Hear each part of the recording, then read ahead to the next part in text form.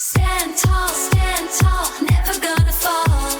Determination in our eyes, we'll rise above it all. Stand tall with the challenge we face. We stand proud and chase. Aim high. Aim high. From every setback, we find strength. My name is Andres Russo, and in this video we're going to talk about the difference between HMO and single lets. To give you an idea, I became financially independent when I was 32 because of HMOs. Only took me pretty much 2 HMOs and a single let. The single let didn't actually make any money. I still own it. Not to work another day in my whole life. It was so good that it didn't make any sense for me to go to work ever again. Now, so what is the difference between single lets and HMOs? HMOs have got extremely good advantages that outweigh any single let strategy in many ways. This is dependent on how you buy them. The way I buy them, and I bought them so far, is I buy them as single lets. So you can still find all throughout the UK in certain areas where there's no Article 4 on auction or by other means, big houses that are let as single lets. As an example, I've got now a 7-bed HMO where just beside it there is this almost the same size of house. Mine brings in I think now maybe over £3,000 a month gross income, and the other one just beside it is almost the same size.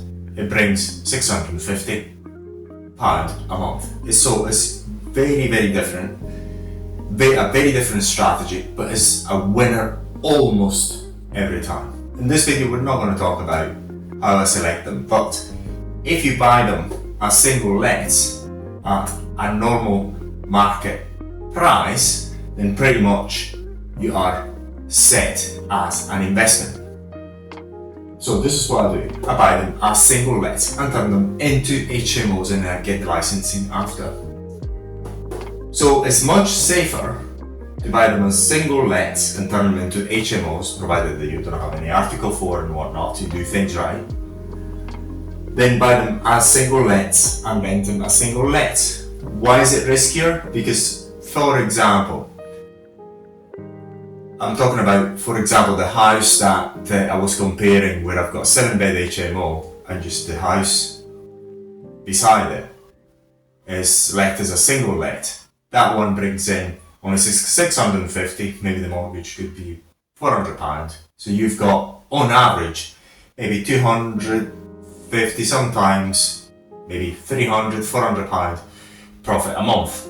So if the one tenant leaves, or it destroys the house, basically you've got a huge loss. If it leaves and it doesn't destroy the house, you have to cover the mortgage yourself. Otherwise, if you're not that lucky and destroy the house, they didn't pay your rent for a while, you've got huge losses. In HMOs, you don't have that problem.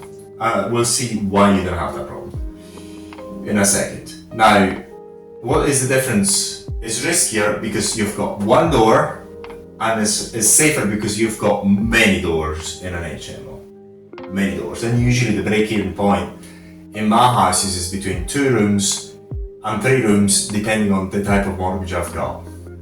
Now, there's more management in HMOs, and single lets are talked about as rent and forget. So if you do things right in the single lets, then basically the tenants will stay there for many years, not cause any issues, and when they move out you can increase the rent if you want, you can do many things. Whereas the management costs are much higher, and it's much more involvement in the HMOs. But maybe I'll say in another video, it's also much better to have HMOs than single lets, because even the management is not going to be a problem if you've got enough HMOs. So you've got more control in HMOs. So say in single lets you've got almost zero control. Single lets, say for example, when I'm staying here at the moment, one of my houses, this is a four bed lettable house. The house next door has got loads of pets and it's been destroyed by the tenant. This one was actually destroyed by the tenant because of pets and things of the sort. It took me £20,000 and more, I think, in order to bring it back to standard, to a livable condition, put it that way. So you in single lets you've got pets, sometimes they steal the kitchen, and they cause all sorts of damage, and you cannot control that really easily. In HMOs, you've got no problem because you've got extreme control by legislation. The law obliges you to look at the other house pretty much every week. So you have to look at the house every week. So if something goes wrong, you'll know. If somebody smokes in the room, people will tell you. If somebody tries to steal the kitchen, people will tell you. So they will not even actually bother. Also, there's less burglaries in HMOs. It's much safer anyway.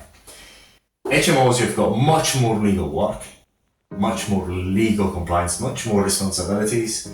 I really don't care because the cash flow is so high, it makes financial sense. Less legal compliance you've got in the single lets. So basically, for things that you do not do, you don't have to do in single lets, the council can actually even put you in jail, can prosecute you. Say, for example, you've got a single let, you don't look at the garden, you do nothing in the garden. In a single let, the council cannot do anything to you. In an HMO, they can actually even prosecute you because you don't maintain the garden, for example. So they've got much more legal work, much more compliance. But the advantage is that you only need a few HMOs to replace the average income. In my case, I only took two, actually one, to be fair. So you only have, on average, two big HMOs or one big HMO, and you're set for life. You don't need to work ever again. In the case of single lets, because the profit after mortgages and everything else is in the region of 300, maybe £400, maybe £500, depending on the area.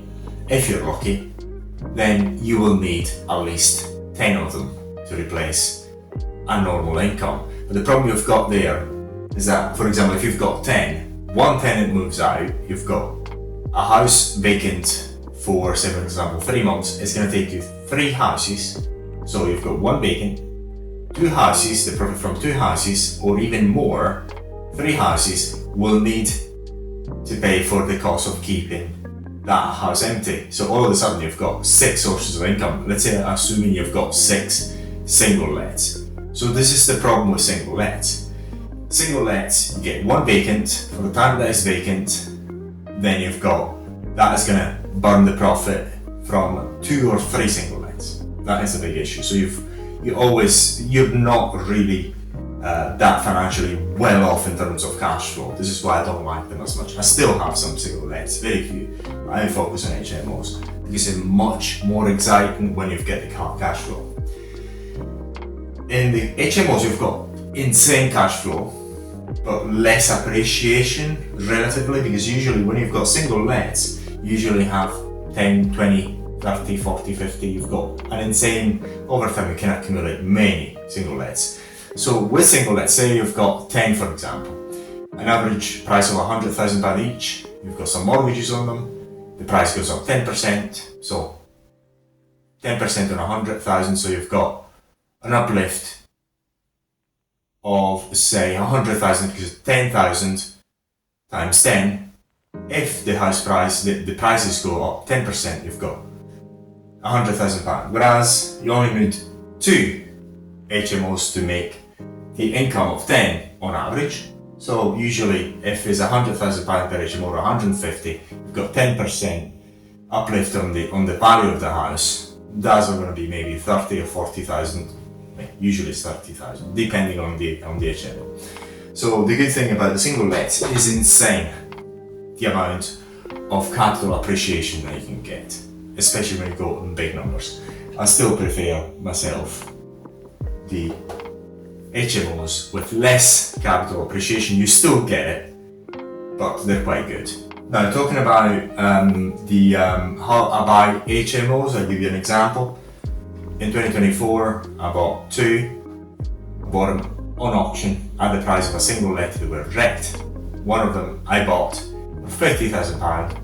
It could be sold for 120, and the cash flow is in the region of £1,500, £1,800 a month when they're let at low prices, or the rooms are low prices. The other one I bought for £41,000, 120 square meters of a house of 120 square meters. I bought an auction for £41,000. I'm going to spend, I'm almost about to finish it, £40,000 on it. Maybe I'm going to put in 80 in total, maybe 41 plus 40, 81, whatever it might be.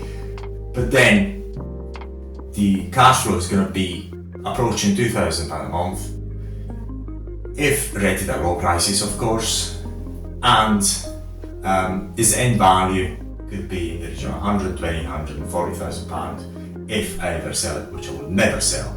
So you can see in this type of numbers, if you're willing to wait for the right deal, buy them a single let at the right price or very knockdown prices. In my case, there's two deals where I steal.